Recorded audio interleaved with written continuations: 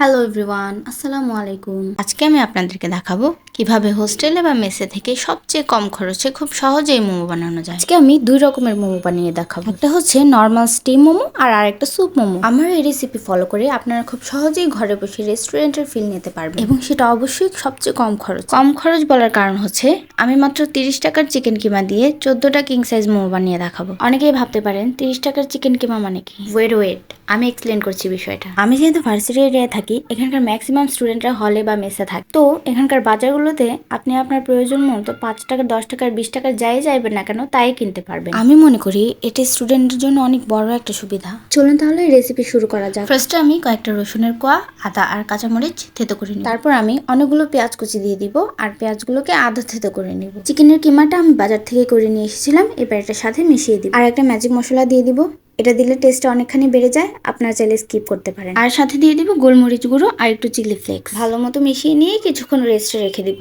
ততক্ষণে আমি মোমোর ডোটা বানিয়ে নিই। ডোয়ের জন্য আমি নিয়ে নিলাম 2 কাপ ময়দা আর স্বাদ মতো লবণ দিয়ে ভালো মতো মিশিয়ে নিব। আর দিয়ে দিব 2 টেবিল চামচের মতো সয়াবিন তেল। তেল দিয়ে ভালো মতো মিশিয়ে নিব যতক্ষণ না পর্যন্ত ভিডিওর মতো এরকম দলা তৈরি করা যায়। এবার অল্প অল্প করে পানি দিয়ে মেখে নেব। পানি কিন্তু একবারে দেওয়া যাবে না, অল্প অল্প করে দিতে হবে, এতে করে ডো তৈরিটা ভালো হবে। ঢেকে দিয়ে রেস্টে রেখে দিব, ততক্ষণে আমরা মোমোর পুরটাকে রেডি করে নিই। কড়াইয়ে তেল দিয়ে আগে থেকে রেডি করে রাখা চিকেনের কিমাটা দিয়ে দিব। স্বাদ মতো লবণ আর একটু টমেটো সস দিয়ে নেড়ে চেড়ে ভেজে নিলেই আমার পুর রেডি। এবার মোমো বানানোর পালা। আমি এক এক করে সবগুলো রুটি বেলে নিব। দুটো শেপের মোমো বানিয়ে দেখাবো আজকে। ভিডিওতে দেওয়া প্রসেস ফলো করে আপনারা চাইলে এই শেপের মোমো বানিয়ে নিতে পারেন, অথবা আপনারা আপনাদের ইচ্ছা মতো যে কোনো শেপ দিতে পারেন। আমার কাছে এই শেপটাই সবচেয়ে বেশি সহজ এবং সুন্দর লাগে।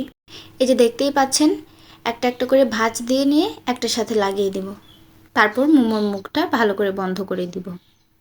আমি রাইস কুকারের পাতিলে স্টিমারটা বসিয়ে দিয়ে একটু অয়েল ব্রাশ করে নিলাম। আমার কাছে অয়েল ব্রাশ নেই, তাই আমি টিস্যু দিয়ে ব্রাশ করে নিলাম। স্টিম হতে থাকুক, ততক্ষণে আমি সেকেন্ড শেপটা বানিয়ে নিই। এটা বানানো আরও সহজ। চারদিক থেকে মুখটা বন্ধ করে দিয়ে দুইটা মাথা একসাথে নিয়ে লাগিয়ে দিব।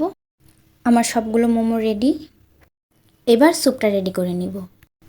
কড়াইয়ে তেল দিয়ে একটু পেঁয়াজ আর রসুন কুচি দিয়ে দিব। তারপর একটু টমেটো পেস্ট দিয়ে ভালো মতো নেড়ে চেড়ে পানি দিয়ে দিব। আর অনেকগুলো টমেটো সস দিয়ে দিব। আর স্বাদ মতো লবণ দিয়ে নেড়ে চেড়ে পানি ফুটে এলে এক এক করে সবগুলো মোমো দিয়ে দিব।